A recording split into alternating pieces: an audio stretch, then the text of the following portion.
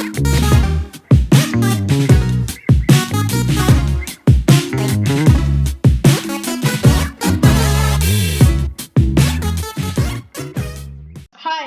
today I will be showing you how to make the animation that was in the beginning of the video.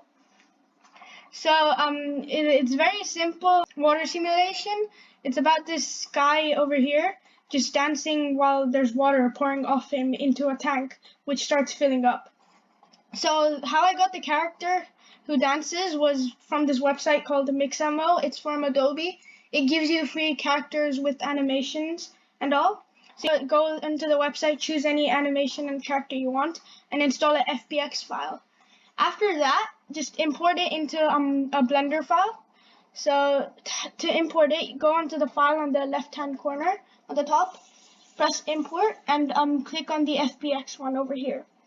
Choose the file, and the human or whatever character you chose will get imported as a mesh into the Blender file.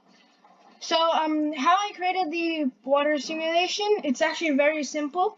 I didn't have to change anything except for the resolution. So how I did that, I clicked on the human guy, I clicked object, quick effects, and then liquid. For the liquid, I didn't change anything, so after you add that, it'll create like a big domain, which is this big box. So once I go into the physics tab, you can see that there are a bunch of liquid settings. So just make sure it's on type flow, flow type liquid, and flow behavior in flow. So you want the water to keep coming out of the human. And then for the domain, which is where the water will be rendered in, just make sure it's on type domain and domain type liquid. And that's all you really need to have as the settings. After that, make sure you're on the domain, go to the bottom, choose a specific amount of frames you want to render or bake, go up to the top, make sure you have mesh ticked over here, and then go to type and choose all. Usually it's at replay, but choose all so it bakes all the mesh particles and the animation. So after you choose that, go to the bottom, press bake all here, and it would bake the animation. After a while, you'll get the water animated, so it looks something like this.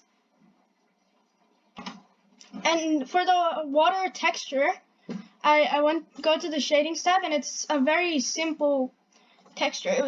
It's literally just a glass BSDF.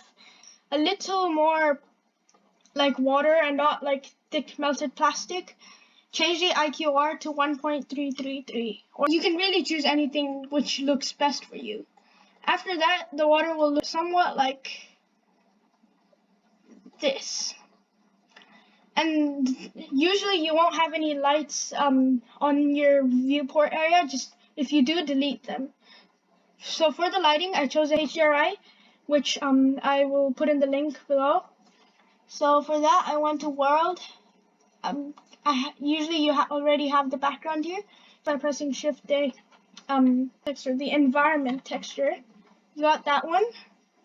It will come up. You'll only have one tab, so just link the color to color, and choose the HDRI, which will be on the link.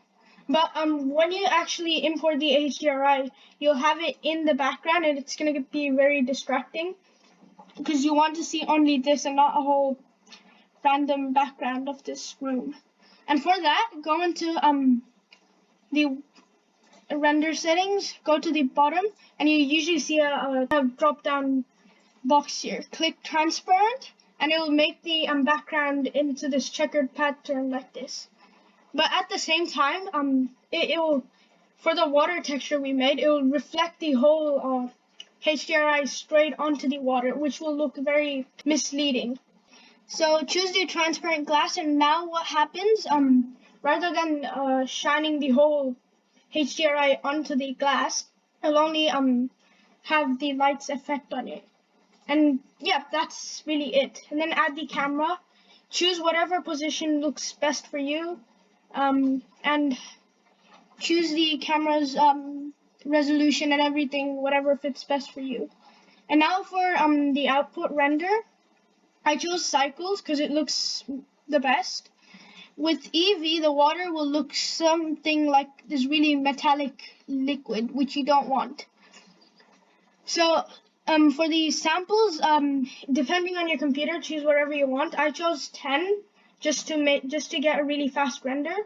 But what happens if for choosing such low samples, you get very noisy. You get a noisy texture onto your final render. So there's actually a quick hack you can do to get that out. So go to compositing and click use nodes on the top here. And with that, you'll usually see not that many tabs, but just a few. And you want the denoising tab. So what you do, go into this tab, the view layer properties, go down to denoising data and make sure you check that. And after that's checked, press Shift A and add a denoising node, which I already added, and connect the image to noisy image, normal to denoising normal, and albedo into denoising albedo. And what that does is it takes the very noisy areas and kind of smoothens it out. And then after that, just render it out and you'll have your own animation.